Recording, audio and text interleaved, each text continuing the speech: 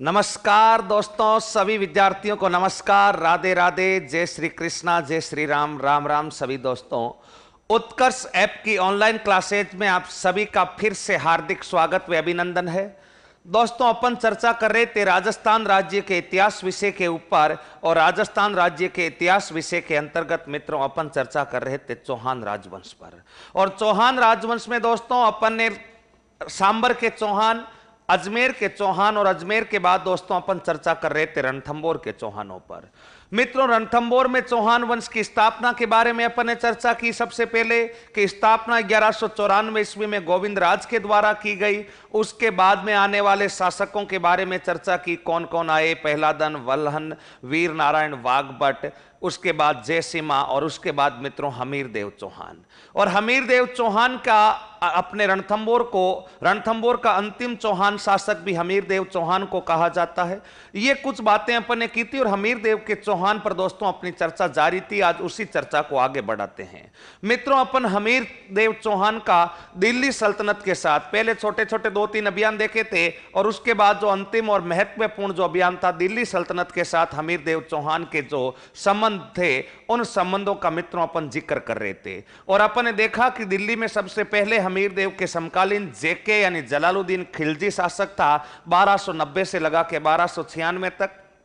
उसके काल के 2 युद्ध पड़े, 1290 और 1292 ईस्वी के, और दोनों ही युद्धों में जेके असफल रहा था। उसके बाद रणथंबोर दुर्ग के बारे में उसने क्या कथन कहा, वो बातें अपन ने की। उसके बाद अपन ने अलाउद्दीन खिलजी, मैंने बताया था कि जेके की हत्या करके दिल्ली का शासक बना था एके, और दिल्ली का शासक जब एके बना था तो 1296 ईस्वी से लगा करके 1316 ईस्वी तक दिल्ली की सल्तनत पर जिस शासक ने शासन किया उसका नाम था अलाउद्दीन खिलजी। और उसके बाद अपन ने अलाउद्दीन खिलजी और हमीरदेव के संबंधों के बारे में चर्चा की। मैंने आपको यह बताया था कि अलाउद्दीन और इससे हमीरदेव चौहान के संबंध शुरुआत से ही अच्छे नहीं रहते। खराब संबंधों के कारण क्या थे उस पर अपन जिक्र कर चुके हैं। अपन ने देखा था कि हमीरदेव चौहान ने दिल्ली सल्तनत के राजा अलाउद्दीन खिलजी को राजकर देने से मना कर दिया। राजकर का अभिप्राय क्या होता है? छोटे राज्यों से दिल्ली के सल्तनत के बादशाह द्वारा वसूला गया जो कर होता है, उसी कर को अपन बताओ कौन सा कर कहते हैं? राजकर कहते हैं। वो राजकर देना बंद कर दिया। उसके बाद अपन ने देखा था कि अलाउद्दीन खिलजी की पत्नी चिमना उसके प्रेमी थे मुहम्मद शाह और केमरू। उस मुहम्मद शाह और केमरू को हमीरदेव चौहान ने शरण दे रखी थी। इसके बाद में दोस्तों अपन ने देखा कि मंगरोल के विद्रोही भी कहते हैं हमीर हट्ट यानी चंद्रशेखर के अनुसार। मंगरोल विद्रोही का अर्थ क्या है कि अलाउद्दीन खिलजी ने अपनी सेना भेजी थी गुजरात में लूटपाट के लिए, और वहां से जो लूटा पाटा धन गया था उस धन को लेकर के मित्रों, उस धन में बंटवारे को लेकर के विवाद हुआ था। उल्गू खां अपना 1/5वां भाग मांग रहा था। इस कारण ये दोनों मुहम्मद शाह, केमरू, इल्चुक, 1-2 इनके और सहयोगी थे, वो सारे हमीरदेव चौहान की शरण में आ गए थे। और उसके बाद अलाउद्दीन खिलजी जो है इनको वापस मिलाना चाहता, अपनी तरफ लेकर के इनसे बदला लेना चाहता था, लेकिन अपने शरण में आए वे शत्रु की भी रक्षा करना, ये राजपूत राजाओं के सिद्धांत की पालना हमीरदेव चौहान के द्वारा की जा रही थी। और हमीर ने इन मुहम्मद शाह और केमरू को अलाउद्दीन खिलजी को लौटाने से इनकार कर दिया था। यहां तक का अपन ने घटनाक्रम देखा। और उसके बाद मैंने आपको बताया था कि अलाउद्दीन खिलजी को जब मुहम्मद शाह और केमरू को लौटाने से हमीर ने मना कर दिया, तो अलाउद्दीन खिलजी ने 1299 ईस्वी में रणथंबोर दुर्ग पर आक्रमण किया था। जब 1299 ईस्वी में रणथंबोर दुर्ग पर आक्रमण होता है, उस समय अलाउद्दीन खिलजी के सेनापति कौन थे? उल्गू खां और नुसरत खां। और इधर मैंने बताया था धर्म सिंह और भीम सिंह, दोनों के बीच में युद्ध होता है। हिंदुवाटी घाटी में युद्ध होता है, जहां पर अपना भीम सिंह लड़ते हुए वीर गति को क्या हो जाते हैं? प्राप्त हो जाते हैं। और जब भीम सिंह वीर गति को प्राप्त हो जाते हैं तो इस बात से हमीर बड़ा नाराज होता है। धर्म सिंह को उसके पद से हटा करके उसके भाई भोज को पद बना दिया।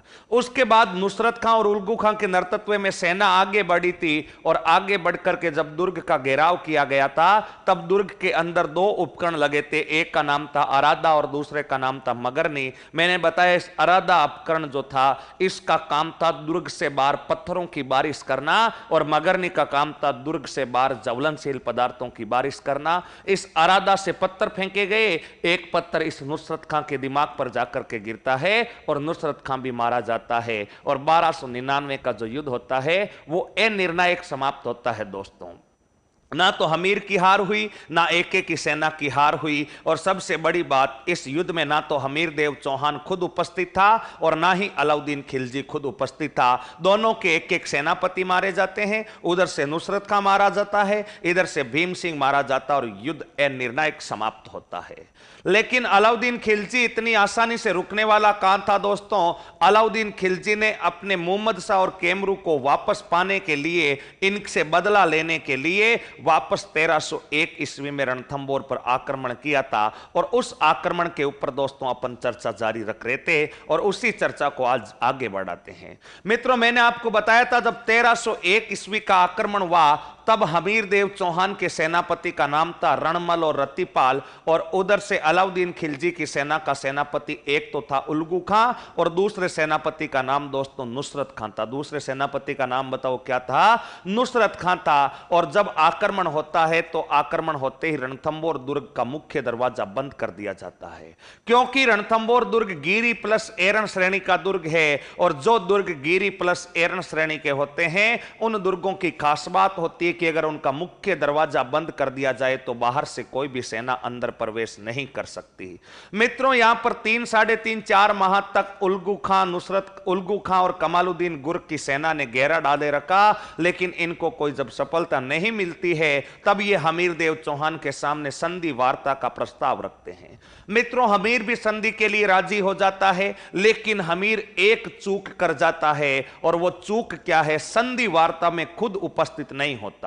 क्यों नहीं होता? क्योंकि वो चाहता है, वो उसको पता था कि क्या पता अलाउद्दीन खिलजी के सेनापति धोखा करते हुए मुझे बंधक ना बना ले, और अगर मुझे बंधक बना लिया गया तो रणथंबोर का पतन हो जाएगा। इसलिए संधि वार्ता में बातचीत करने के लिए हमीर देव चौहान ने अपना प्रतिनिधि बना करके किसको भेज दिया था? रणमल और रतिपाल, जो हमीर के उस समय के तत्कालीन सेनापति हुआ करते थे।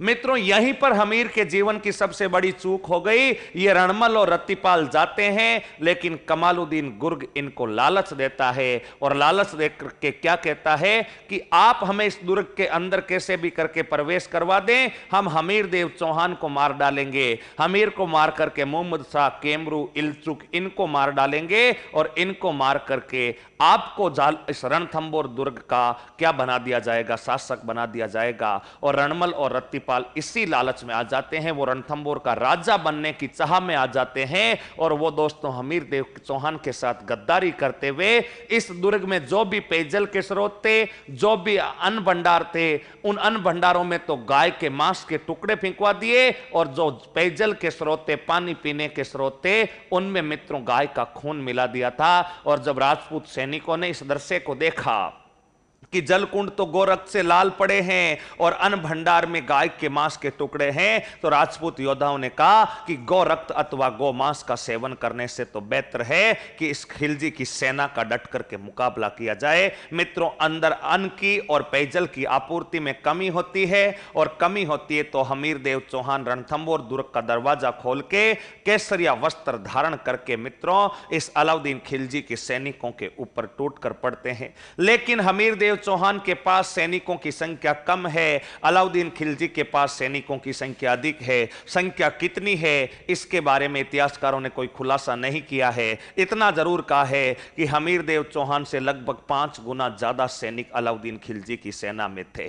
और मित्रों, इसी अधिक सैनिकों की संख्या का पूरा फायदा इस अलाउद्दीन खिलजी को मिलता है। और इस जब रणथंबोर दुर्ग का दरवाजा खोला गया तब राजपूत सैनिक के अलाउद्दीन खिलजी की सैनिकों के सामने लड़ते हुए वीर गति को प्राप्त हो जाते हैं। और हमीर देव चौहान भी मित्रों इस दृश्य को देख रहा है कि उसके अधिकांश सैनिक मारे जा चुके हैं, यानी हार तय है। इसलिए इसी दुर्ग में बने 32 खंभों की छतरी के पास में एक दुर्ग अपने मंदिर बना हुआ है, शिव मंदिर, वहां पर जाकर के अपना शीश काट करके भगवान भोले को समर्पित कर देता है, अर्थात केसरिया हो जाता है। और जैसे 11 जुलाई 1301 ईस्वी को केसरिया की सूचना उसकी रानी रंग देवी और पुत्र पुत्री पद्मला अथवा देवल देव को लगती है तो मित्रों ये रंग देवी और पद्मला भी वहां पास में ही स्थित पद्मला तालाब में कूद करके जोहर कर लेती है। ये इतिहास के राजस्थान के इतिहास का पहला जोहर, जल जोहर, और केसरिया और जोहर को मिला दे तो साका, यानी राजस्थान के इतिहास का जो पहला साका गठित होता है वो 11 जुलाई 1301 ईस्वी को होता है। हमीरदेव चौहान लड़ते हुए वीर गति को प्राप्त हो गया। अब हुआ क्या, मोहम्मद शाह और केमरू बचे, और मित्रों मोहम्मद शाह और केमरू को जिंदा अलाउद्दीन की खिलजी के सैनिकों ने पकड़ लिया था। और जब जिंदा पकड़ करके एक के हाथी पर बैठ करके इनसे पूछताछ करता है कि मोहम्मद शाह तूने मेरे साथ गद्दारी की है, अगर मैं तुझे तेरा जीवन एक बार बख्श दूं तो भविष्य में तेरा व्यवहार मेरे प्रति कैसा रहेगा। तो इस मोहम्मद शाह ने कहा कि एक के ऐसी गलती मत कर देना, अगर तूने ऐसा कर दिया तो मैं रणथंबोर में हमीर के ही किसी वंशज को रणथंबोर का शासक बना के तेरी पत्नी चिमना को उठा करके उसे विवाह कर लूंगा। ऐसी बात कहते ही अलाउद्दीन खिलजी भी गुस्से से लाल पीला होता है और अपने हाथी के पांवों से इस मोहम्मद शाह, केमरू, इल्चुक और फरहान को कुचलवा देता है और इनकी भी मृत्यु हो जाती है। अब बचा था मित्रों रणमल और रत्तीपाल। रणमल और रत्तीपाल राजा बनने की ख्वाहिश में हमीर के साथ गद्दारी कर बैठते हैं, लेकिन जैसे ही एक एक से मुलाकात होती है एक एक कहता है जब तुम तुम्हारे हम धर्म शासक के साथ वफादारी नहीं कर पाए तो दूसरे धर्म के शासक के साथ तो वफादारी करने का कोई सवाल ही उत्पन्न नहीं होता। और ऐसा कहते हुए इस रणमल और रत्तीपाल की गर्दन भी अलाउद्दीन खिलजी के द्वारा उड़ा दी जाती है। रणमल रत्तीपाल की कहानी समाप्त हो जाती है। मोहम्मद शाह केमरू की जीवन लीला समाप्त। हमीर ने केसरी कर लिया, रानी रंग देवी ने जोहर कर लिया, और इस रणथंबोर दुर्ग पर दोस्तों अलाउद्दीन खिलजी का क्या हो गया था, अधिकार हो गया। और अलाउद्दीन खिलजी ने मित्रों यहां पर अधिकार करके यहां का प्रशासक किसको बना दिया था, उल्गू खां को बना दिया था। और उल्गू खां को बनाने के बाद में मित्रों इस दुर्ग पर हमीर का अधिकार हुआ और चौहान साम्राज्य का रणथंबोर से भी पतन हो गया। यानी रणथंबोर में चौहान वंश का अंतिम व प्रतापी शासक किसको माना जाता है, हमीर देव चौहान को माना जाता है। यहां पर अपना रणथंबोर का इतिहास समाप्त होता है। मित्रों ये घटनाक्रम मैंने आपको कल भी समझाया था, आज भी समझाया है, अब इसको लिखना बाकी है, मैं लिख देता हूं, आप साथ के साथ छाप लेना। हेडिंग लगानी है एक के 1301 का आक्रमण। हेडिंग क्या लगानी है, एक के 1301 का आक्रमण। एक के 1301 ईस्वी का आक्रमण। एक की 1301 ईस्वी का आक्रमण। और एक 1301 ईस्वी के आक्रमण के बारे में ध्यान क्या रखना है, पहला इस आक्रमण के समय हमीर के सेनापति, हमीर देव चौहान के सेनापति, हमीर देव चौहान के सेनापति रणमल व रत्तीपाल थे। रणमल व रत्तीपाल थे। नेक्स्ट, एक के सेनापति, एक के सेनापति उल्गू खां वे कमालुद्दीन गुर्ग थे। कमालुद्दीन गुर्ग थे। नेक्स्ट, रणथंबोर दुर्ग गिरी प्लस एरण श्रेणी का होने के कारण, गिरी प्लस एरण श्रेणी का होने के कारण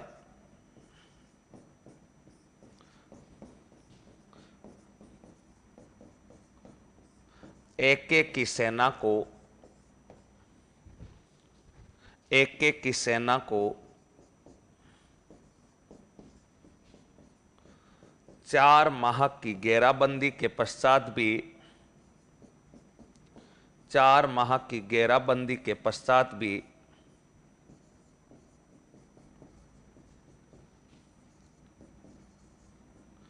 सफलता नहीं मिलती। सफलता नहीं मिलती। यहां तक छापो, फिर आगे चलते हैं।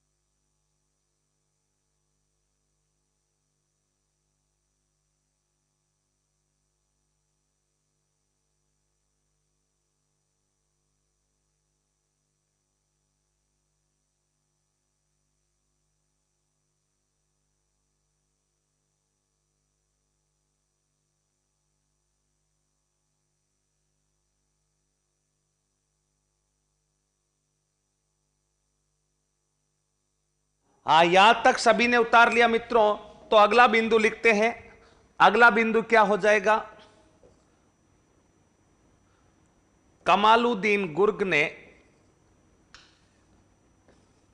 एके के सेनापति द्वारा सफलता नहीं मिलती देख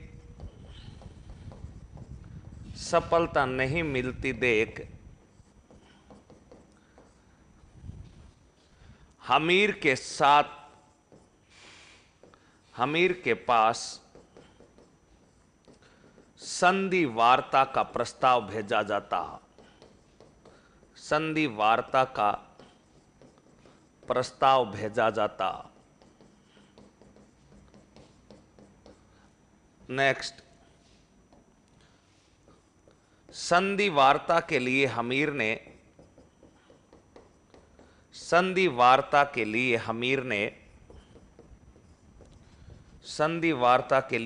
ने अपना प्रतिनिधि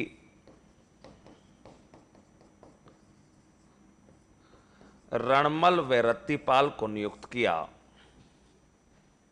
रणमल व रत्तीपाल को नियुक्त किया। नेक्स्ट,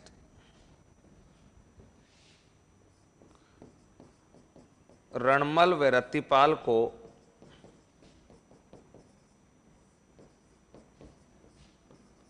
लालच दिया गया। आप समझ जाओगे लालच क्या, पूरा लिखने की बात नहीं है। लालच दिया गया एवं ये लालच में आकर रणथंबोर दुर्ग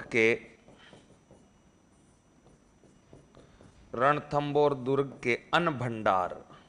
दोस्तों यहां पर थोड़ा सा ध्यान रखना, जो अन्न भंडार है उसका नाम था जोरा भोरा महल। यानी रणथंबोर दुर्ग का जो अन्न भंडार था वो कौन सा महल कहलाता था? जोरा भोरा महल। अन्न भंडार वे पेयजल स्रोत। मित्रों इस दुर्ग के जो पेयजल स्रोत माने जाते हैं वो माने जाते हैं रानीहाड़ा तालाब व पद्मला तालाब। पेयजल स्रोत रानीहाड़ा तालाब, रानीहाड़ा एवं पद्मला तालाब में गो रक्त व गोमांस मिलाया। गो रक्त व गोमांस मिलाया। छापिएगा।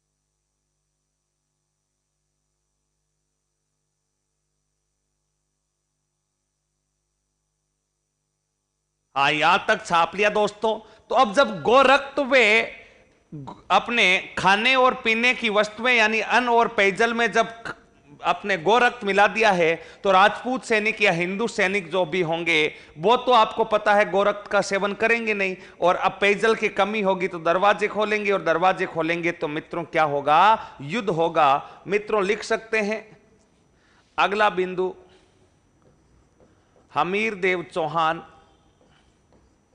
हमीर देव चौहान रणथंबोर दुर्ग के दरवाजे खोलते हुए, रणथंबोर दुर्ग के दरवाजे खोलते हुए, दरवाजे खोलते हुए एक की सेना से संघर्ष करता है, एक की सेना से संघर्ष करते हुए वीर गति को प्राप्त,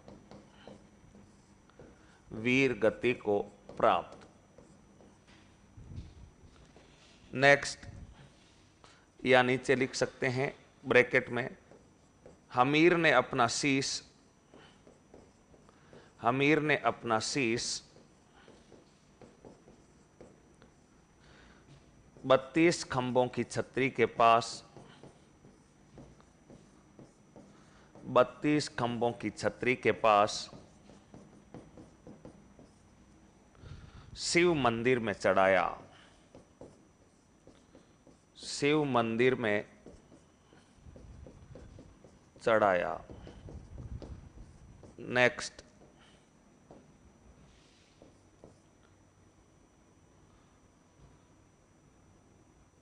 केसरिया की सूचना पाकर, केसरिया की सूचना पाकर रानी रंग देवी, रानी रंग देवी वे पद्मला ने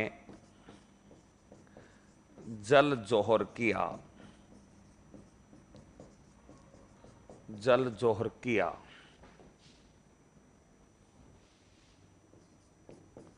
राजस्थान इतिहास का प्रथम शाखा, राजस्थान इतिहास का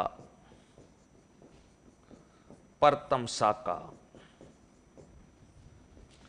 11 जुलाई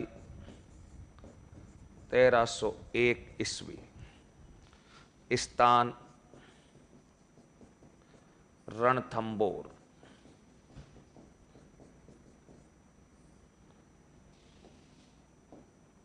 केसरिया शाखा का अर्थ होता है केसरिया और जोर, केसरिया हमीर, जोहर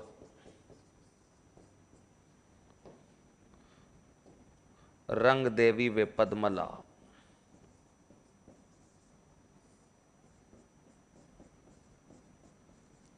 पद्मला का ही दूसरा नाम है देवल दे। आक्रमण एके, आक्रमण एके छापिएगा, फिर चलते हैं आगे।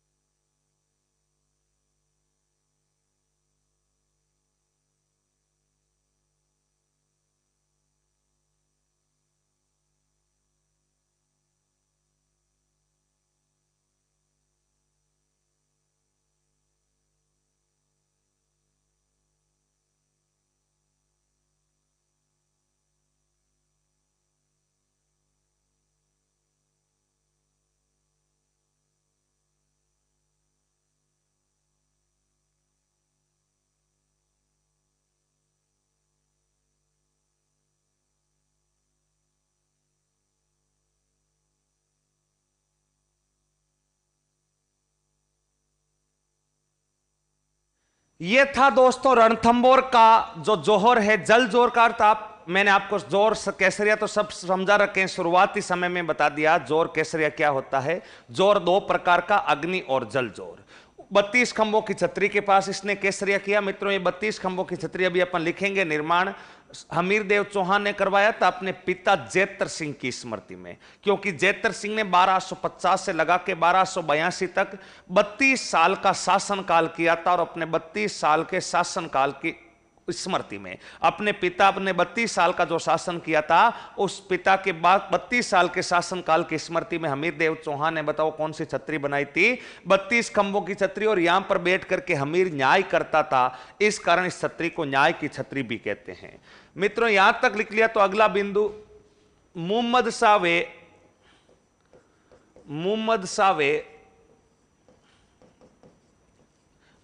शाह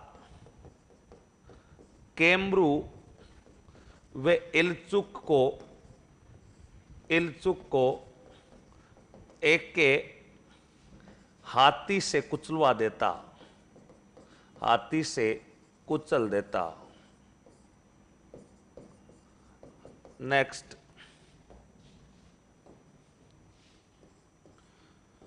अब बचा कौन? रणमल रत्तीपाल। रणमल व रत्तीपाल को गद्दार ठहराते हुए, रणमल व रत्तीपाल को गद्दार बताते हुए इनकी हत्या की जाती है। नेक्स्ट, एके ने 11 जुलाई 1301 ईस्वी को 11 जुलाई 1301 ईस्वी को रणथंबोर पर अधिकार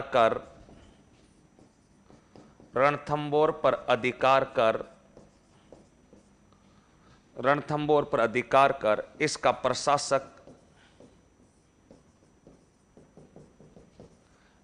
प्रशासक उल्गू खां को बनाया। नेक्स्ट, हमीरदेव चौहान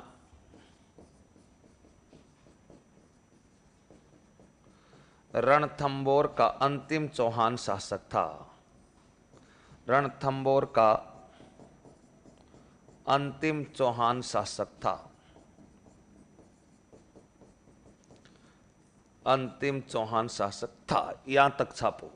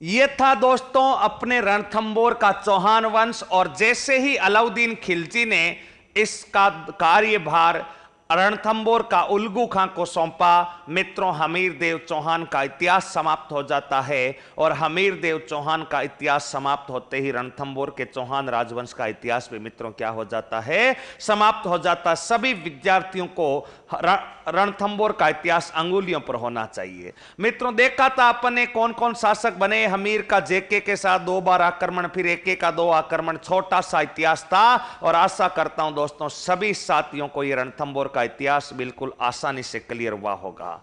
मित्रों यहां पर हमीरदेव चौहान का इतिहास विधिवत समाप्त होता है। 2 लाइनें और लिख सकते हैं, यहां पर लिख सकते हैं हमीरदेव चौहान ने, पहले इसके गुरु वगैरह अपने साधारण परिचय पहले लिख लिया था, यहां पर लिख सकते हैं हमीरदेव चौहान ने अपने पिता जैत्र सिंह, जिसे अपन जय सीमा भी कहते हैं, जैत्र सिंह अथवा जय सीमा, जैत्र सिंह अथवा जय सीमा के 32 वर्ष के शासन काल की स्मृति में, 32 वर्ष के शासन काल की स्मृति में 32 खंभों की छतरी का निर्माण करवाया। 32 खंभों की छतरी का निर्माण करवाया,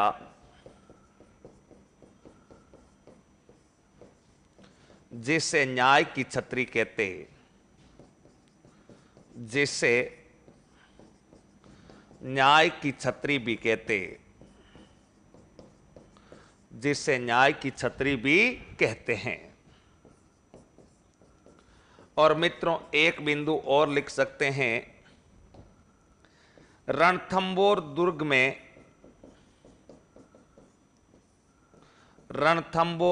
में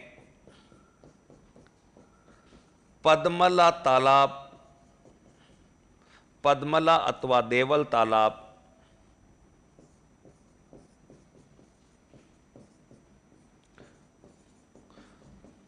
तालाब का निर्माण, ये 2 प्रमुख निर्माण थे दोस्तों। 9 कोटियजन यज्ञ अपने करवाया, सवारी देखी, गुरु का नाम देखा, आश्रित कवि देखा, हमीर से संबंधित प्रमुख ग्रंथ, इन सभी पर चर्चा करते हुए दोस्तों रणथंबोर के चौहान राजवंश का यहां पर विधिवत क्या होता है, समापन होता है। इस बात का भी दोस्तों अपने को विशेष ध्यान रखना है। यहां पर रणथंबोर के चौहान वंश जो है उनका विधिवत रूप से दोस्तों क्या हो जाता है, समापन हो जाता है।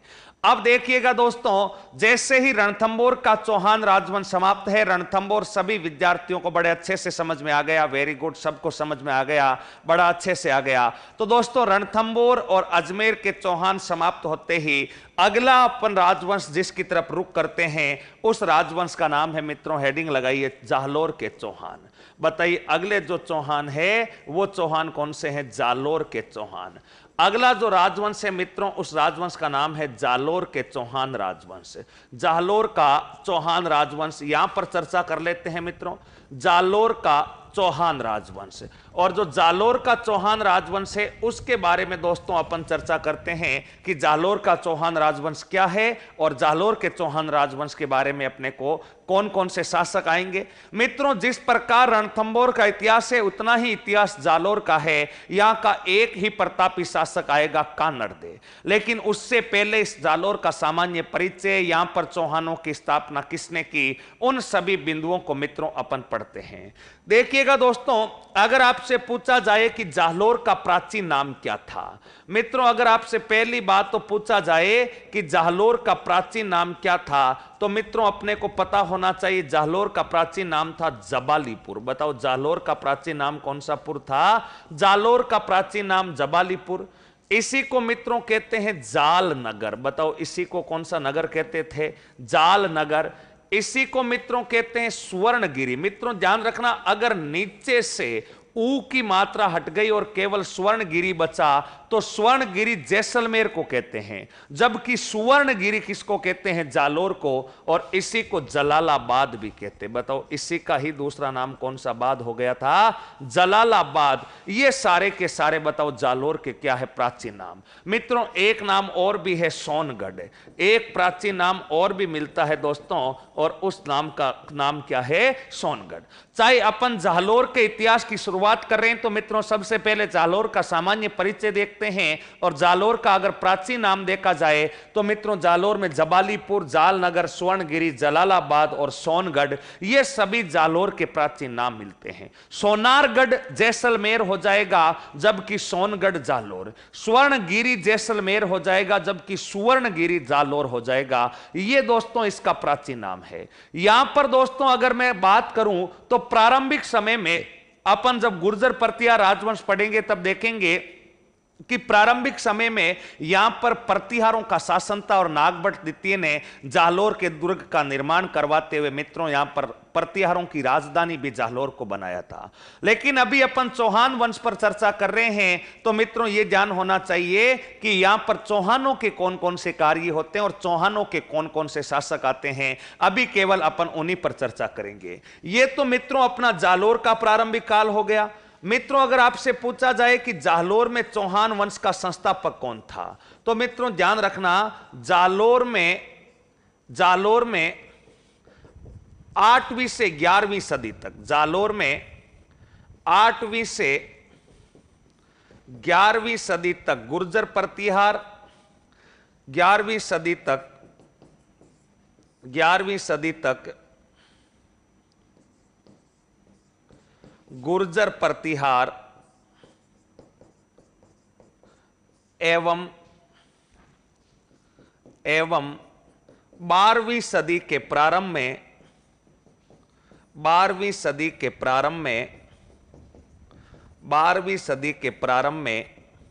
परमार वंश का शासन था। 12वीं सदी के प्रारंभ में परमार वंश का शासन था। यानी दोस्तों 300 साल तक तो लगभग यहां पर जो शासन किया था वो गुर्जर प्रतिहारों ने किया था। लेकिन 12वीं सदी के प्रारंभिक समय में 1122 से लगा करके 1175-80 तक के परमारों का भी यहां पर शासन रहा था। यह भी अपने को थोड़ा सा पता होना चाहिए। थोड़ा सा ये सामान्य परिचय लिखो फिर चलते हैं आगे।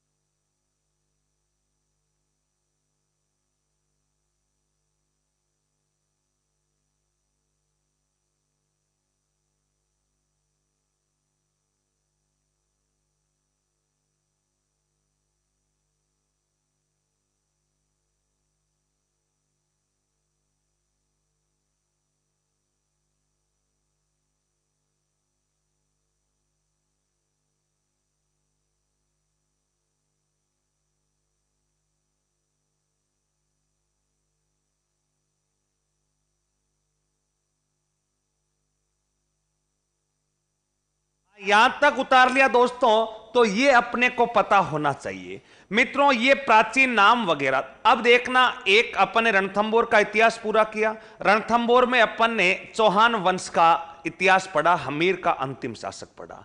मित्रों उस समय जो इतिहासकार था अमीर खुसरो था।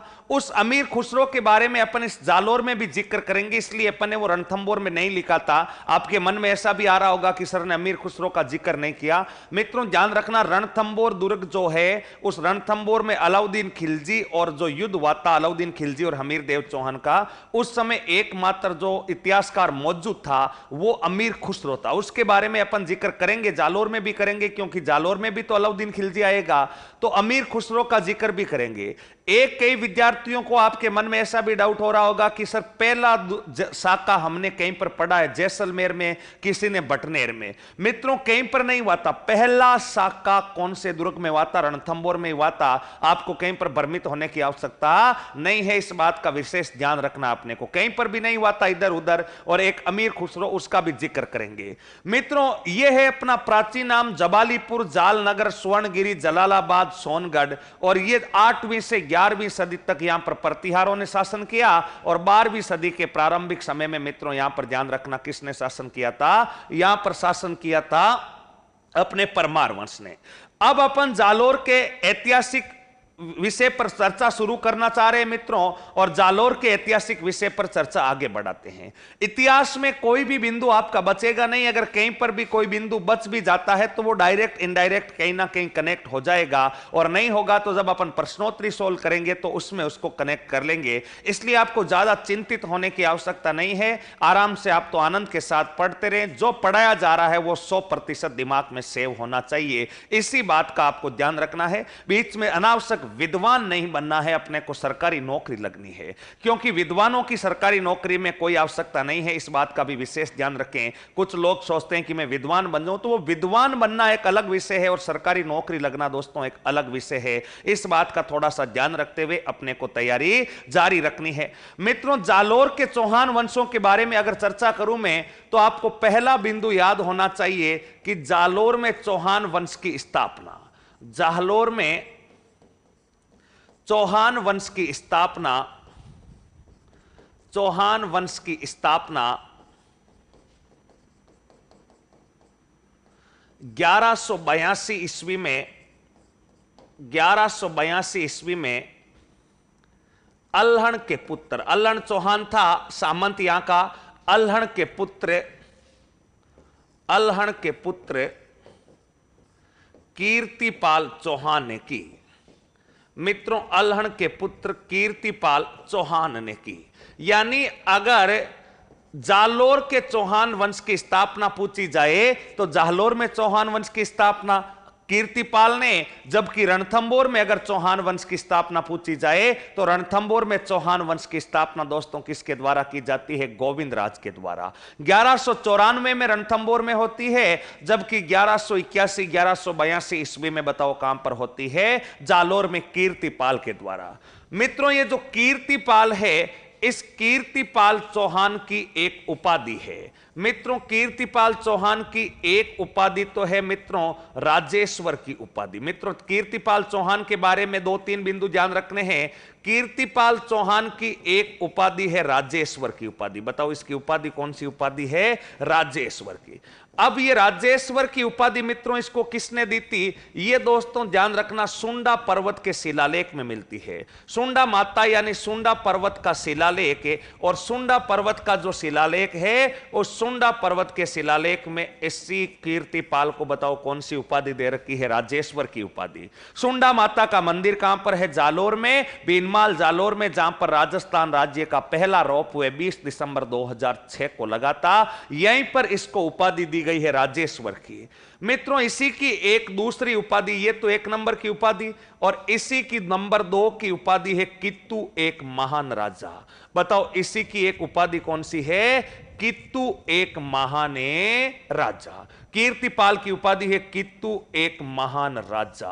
और ये कित्तू एक महान राजा जो है, ये कित्तू एक महान राजा की बताओ उपाधि किसके द्वारा दी जाती है? कित्तू एक महान राजा की उपाधि दी जाती है मुणहोत नैणसी के द्वारा। कित्तू एक महान राजा, ये उपाधि मित्रों ध्यान रखना दी जाती है मुणहोत नैणसी के द्वारा। बताओ किसके द्वारा दी जाती है? मुणहोत नैणसी के द्वारा। मित्रों, मुणहोत नैणसी द्वारा कित्तू एक महान राजा की क्या दी गई? उपाधि।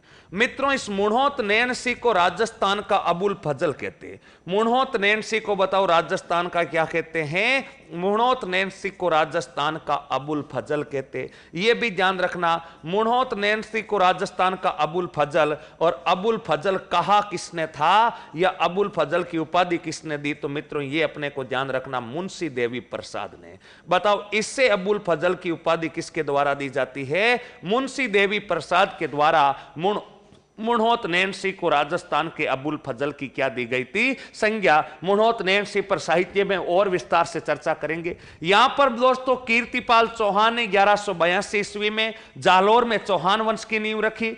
इस कीर्तिपाल चौहान की 2 प्रमुख उपाधियां, एक तो राजेश्वर की उपाधि सुंडा पर्वत के शिलालेख में मिलती है, और एक इसकी उपाधि मिलती है कित्तू एक महान राजा। यह उपाधि मुणहोत नैणसी द्वारा दी गई, और मुणहोत नैणसी को राजस्थान का बताओ क्या कहते हैं? अबुल फजल कहते हैं। और मित्रों ध्यान रखना, यह जो कीर्तिपाल चौहान है, इस कीर्तिपाल चौहान ने 1182 ईस्वी में, 1182 ईस्वी में परमारों को पराजित कर। किस परमार को किया यह भी इतिहास में उल्लेखित नहीं है। परमारों को पराजित कर जाहलोर में चौहान वंश की नींव डाली। जाहलोर में चौहान वंश की क्या डाली बताओ? जाहलोर में चौहान वंश की नींव डाली। ये बातें अपने को पता होनी चाहिए कि यहां पर नींव किसके द्वारा डाली जाती है? कीर्तिपाल के द्वारा। और यहां का प्रसिद्ध शासक जो था कान्हड़देव था। लेकिन कीर्तिपाल के बाद शासक कौन बनेगा और क्या क्या घटनाक्रम होगा, पहले उस पर चर्चा करके फिर कान्हड़देव यहां के महत्वपूर्ण शासक पर भी चर्चा करेंगे। एक बार यहां तक छापो, फिर आगे चलते हैं।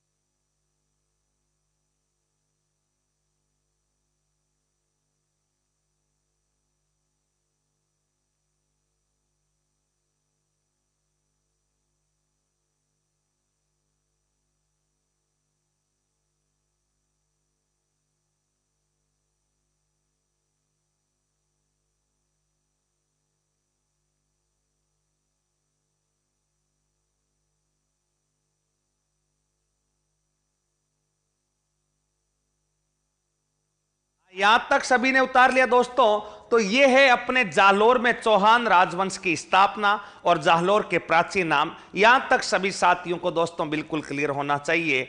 अब दोस्तों इसके बाद चलते हैं आगे। अब देखना दोस्तों, कीर्तिपाल के बाद में यहां का शासक कौन बनता है। एक एक शासक के बारे में अपने को पता होना चाहिए। कीर्तिपाल ने 1182 में चौहान वंश की क्या की थी? स्थापना। 1182 ईस्वी में जाहलोर में चौहान वंश की स्थापना। जाहलोर में चौहान वंश की स्थापना। मित्रों, इस कीर्तिपाल ने तो स्थापना कर दी, लेकिन कीर्तिपाल के उत्तराधिकारी कौन कौन आते हैं? इनका ऐतिहासिक प्रमाणिक इतिहास काल में, इतिहास में प्रमाणिक के कौन सी सन तक शासन किए यह भी प्रमाणिक नहीं है। लेकिन इनके उत्तराधिकारी कौन कौन आते हैं दोस्तों, उनके बारे में मैं चर्चा जरूर करना चाहूंगा। कीर्तिपाल का उत्तराधिकारी मित्रों आता है समर सिंह। कीर्तिपाल का उत्तराधिकारी बताओ कौन सा सिंह आता है? समर सिंह। मित्रों ध्यान रखना। और कीर्तिपाल का उत्तराधिकारी समर सिंह के काल में क्या क्या ऐतिहासिक घटनाएं होती है? ज्यादा कुछ ऐतिहासिक घटना नहीं होती। समर सिंह जो है पाली, बाड़मेर, इस भौतिक भूभाग तक अपनी सीमाएं विस्तृत कर लेता है। लेकिन इसके काल में परीक्षा में पूछे जाने योग्य प्रश्न एक बनता है कि गुजरात के चालुक्य वंश के साथ जालोर के किस चौहान शासक ने सर्वप्रथम वैवाहिक संबंध स्थापित किए? तो उसका नाम था मित्रों समर सिंह। समर सिंह के समकालीन जो गुजरात का चालुक्य शासक था उसका नाम था भीमदेव सोलंकी द्वितीय। उस भीमदेव द्वितीय की पुत्री का नाम था मित्रों लीला देवी। और उस लीला देवी के साथ में समर सिंह ने विवाह करके गुजरात के साथ महत्वपूर्ण संबंध स्थापित किए थे दोस्तों। तो यहां पर दोस्तों अपने को पता होना चाहिए, यहां पर एक बिंदु लिख सकते हैं। गुजरात के शासक भीमदेव द्वितीय सोलंकी है। यहां का जो शासक है भीमदेव द्वितीय की पुत्री लीला देवी के साथ लीला देवी के साथ में बताओ दोस्तों क्या किया था, लीला देवी के साथ में दोस्तों विवाह किया था। और जब लीला देवी के साथ में विवाह कर लिया तो लीला देवी के साथ विवाह करने के बाद गुजरात के साथ इसके मैत्रीपूर्ण संबंध, क्योंकि जालोर की सीमा गुजरात से सटी हुई है। फिर ये भीमदेव के सहयोग से बाड़मेर पाली इस प्रांत पर अधिकार कर लेता, लेकिन कोई ज्यादा सफल आक्रमण या युद्ध नहीं होता। इसलिए केवल परीक्षा में यहां से ये एक बिंदु पूछा जा सकता है कि गुजरात के शासक या गुजरात के चालुक्यों के साथ सबसे पहले वैवाहिक संबंध किस शासक ने स्थापित किए, तो समर सिंह ने स्थापित किए। मित्रों इसी समर सिंह के बाद में ध्यान रखना, इसी समर सिंह के बाद में अपने को पता होना चाहिए कि यहां का जो शासक बनता है, मित्रों ध्यान रखना, समर सिंह का बाद में जो शासक बनता है उसका नाम था उदय सिंह। मित्रों यहां पर जो शासक बनता है इस शासक का नाम था उदय सिंह।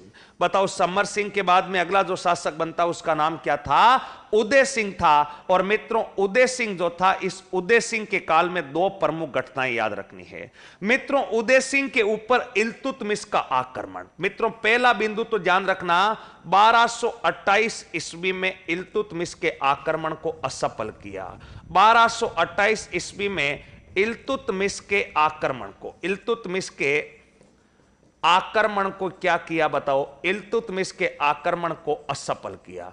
मित्रों इल्तुतमिश अपन हर जगह पढ़ रहे हैं, रणथंबोर में अपन ने देखा था इल्तुतमिश का आक्रमण हुआ, रणथंबोर के अलावा जैतर सिंह के काल में अपन ने देखा भूताला का युद्ध हुआ, और फिर भी यहां पर और इल्तुतमिश तैयार है। 1228 ईस्वी में मित्रों इल्तुतमिश ने उदय सिंह पर आक्रमण किया था, लेकिन उदय सिंह ने इल्तुतमिश को पराजित किया। मित्रों धीरे धीरे समय बीता, इल्तुतमिश का राज्य चला गया और दिल्ली में सुल्तान बनता है नासिरुद्दीन मोहम्मद, और उस नासिरुद्दीन महमूद ने भी मित्रों इसके ऊपर आक्रमण किया था। लेकिन उस नासिरुद्दीन महमूद को भी मित्रों ध्यान रखना, जो नासिरुद्दीन महमूद है उसके आक्रमण को भी मित्रों इसने असफल किया था। तो दूसरा बिंदु मित्रों यहां पर लिख सकते हैं 1254 ईस्वी में, 1254 ईस्वी में बताओ जो नासिरुद्दीन महमूद है उसका जो आक्रमण होता है, नासिरुद्दीन महमूद का 1254 ईस्वी में, नासिरुद्दीन महमूद के आक्रमण को, नासिरुद्दीन महमूद के आक्रमण को असफल किया। बताओ नासिरुद्दीन महमूद के आक्रमण को क्या किया था, नासिरुद्दीन महमूद के आक्रमण को असफल किया। यानी दिल्ली के दोनों सुल्तानों को, एक तो नासिरुद्दीन महमूद को और दूसरा इल्तुतमिश, इन दोनों को पराजित करके अपने जालोर दुर्ग की जो रक्षा की जाती है, वो जालोर दुर्ग की रक्षा बताओ मित्रों उदय सिंह चौहान के द्वारा की जाती है। और जालोर के चौहान मित्रों सोनगरा चौहान कहलाते। बताओ कौन से चौहान कहलाते हैं, सोनगरा, जिनकी कुलदेवी भी मित्रों आशापुरा माता है। और मित्रों इसी उदय सिंह का जो अगला उत्तराधिकारी बनता है, उस उदय सिंह का अगला उत्तराधिकारी मित्रों था चचिक देव। बताओ उदय सिंह का अगला जो उत्तराधिकारी था चचिक देव, और चचिक देव ने 1257 से 1282 ईस्वी तक शासन किया था। और उसके बाद में मित्रों अगला जो चचिक देव के बाद में जो उत्तराधिकारी बनता है, उस चचिक देव के बाद में जो उत्तराधिकारी बनता है मित्रों, उसका नाम बताओ कौन सा देव था, कानड़ देव था। अगला जो अपना शासक, सबसे महत्वपूर्ण शासक आएगा, उसका नाम है कानड़ देव। जिस प्रकार रणथंबोर का इतिहास हमीर देव चौहान के इर्द गिर्द घूमता है, उसी प्रकार अपने जालोर के चौहानों का जो इतिहास घूमता है, वो दोस्तों किसके इर्द गिर्द घूमता है, कानड़ देव, जिसके ऊपर भी अपन विस्तार से चर्चा करेंगे। यहां तक का पूरा घटनाक्रम अपने को पता होना चाहिए। एक बार छापिए, उसके बाद चलते हैं आगे।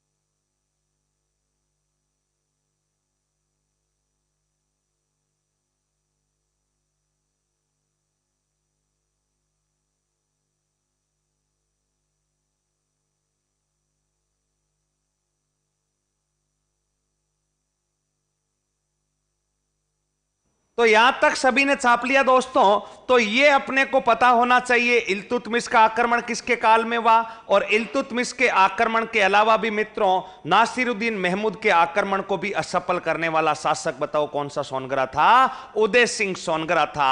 और मित्रों उदय सिंह सोनगरा और जो नासिरुद्दीन अहमद का जो युद्ध है उसका बारे में अपने को इतिहास में उल्लेखित भी बताओ कौन सा ग्रंथ करता है?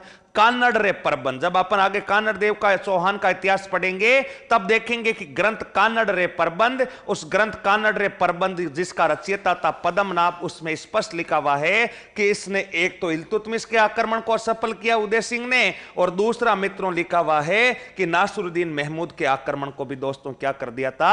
असफल कर दिया था। यहां तक का घटनाक्रम दोस्तों अपने को पता होना चाहिए। जालोर के चौहान वंश के इतिहास की अपन शुरुआत कर रहे हैं। जालोर का प्राचीन नाम मित्रों अपने देखा जालपुर, सोनगढ़, जबालीपुर, जलालाबाद, ये सारे के सारे जालोर के प्राचीन नाम है। यहां पर 8वीं से 11वीं सदी तक जो शासन किया था गुर्जर प्रतिहारों ने किया था। फिर 12वीं सदी के प्रारंभ में परमारों ने किया था, और परमारों के बाद में दोस्तों मैंने आपको बताया कि अल्हड़ का पुत्र कीर्तिपाल चौहान आता है, और कीर्तिपाल चौहान यहां पर आकर के परमारों को पराजित करके खुद यहां की स्वतंत्र सत्ता की क्या कर देता है? चौहान वंश की स्थापना कर देता है। मित्रों इसी कीर्तिपाल को राजेश्वर की उपाधि प्राप्त है, और यह कीर्तिपाल को राजेश्वर की उपाधि अपने देखा कौन से पर्वत में, कौन से शिलालेख में है? सुंडा पर्वत के शिलालेख में। इसी को कित्तू एक महान राजा की उपाधि है, और कित्तू एक महान राजा की उपाधि मुणोत नैनसी ने दी थी। और जो मुणोत नैनसी है दोस्तों, वो मुणोत नैनसी को राजस्थान का अबुल फजल कहते। इस मुणोत नैनसी को राजस्थान का अबुल फजल बताओ किसने कहा था? मुणोत नैनसी को राजस्थान का अबुल फजल कहा था अपने मुंशी देवी प्रसाद ने। मित्रों उसके बाद कीर्तिपाल के बाद अपन ने देखा कौन आया था? समर सिंह, पहला चौहान शासक जालोर का, जिसने गुजरात वालों के साथ वैवाहिक संबंध स्थापित किए। भीमदेव द्वितीय की पुत्री लीला देवी के साथ क्या किया था? विवाह किया। उसके बाद में उदय सिंह सोनगरा आया, और उदय सिंह सोनगरा ने एक तो इल्तुतमिश के आक्रमण को असफल किया, और दूसरा मित्रों किसके आक्रमण को? नासिरुद्दीन महमूद के आक्रमण को असफल किया। इन युद्धों का जो वर्णन है वो ग्रंथ कान्नड़ रे प्रबंध भी करता, जिसके रचयिता पद्मनाभ है। और उसके बाद चचिक देव, और चचिक देव के बाद में मित्रों ध्यान रखना कौन सा देव आएगा? कान्नड़ देव। कान्नड़ देव के बारे में अपन विस्तार से चर्चा करेंगे, लेकिन उससे पहले अपने को दोस्तों ध्यान रखना जालोर के जो चौहान है, जालोर, पाली और नाडोल के जो चौहान है, इनको कहा जाता है सोनगरा चौहान। और सोनगरा चौहानों की जो कुल देवी है, वो सोनगरा चौहानों की कुल देवी बताओ कौन सी माता हो जाएगी? आशापुरा माता। मित्रों मैंने आपको चौहान वास शुरू करवाया था, उस समय लिखवाया था, बार बार लिखवाने की आवश्यकता नहीं होती एक ही बिंदु को। जब चौहान वंश प्रारंभ करवाया था उस समय मैंने 4 बिंदु बताए थे, अजमेर, रणथंबोर, सांबर। चौहानों की कुलदेवी कौन सी है? साकमरी माता। पाली, जालोर, नाडोल, सोनगरा चौहान, कुलदेवी कौन सी? आशापुरा माता। कोटा, बूंदी, झालावाड़, हाड़ा चौहान, कुलदेवी कौन सी? बद्दाना माता। और प्रश्न बन जाए चौहानों की कुलदेवी, तो आपको जब एड्रेस मालूम नहीं होगा तो आप बताएंगे जीण माता। बताओ कौन सी माता बताएंगे? जीण माता। यहां तक का घटनाक्रम सभी विद्यार्थियों को क्लियर होना चाहिए। कान्नड़ देव के विस्तृत इतिहास पर दोस्तों अपन चर्चा करेंगे अपनी अगली क्लास में। तब तक के लिए सभी दोस्तों को नमस्कार, राम राम।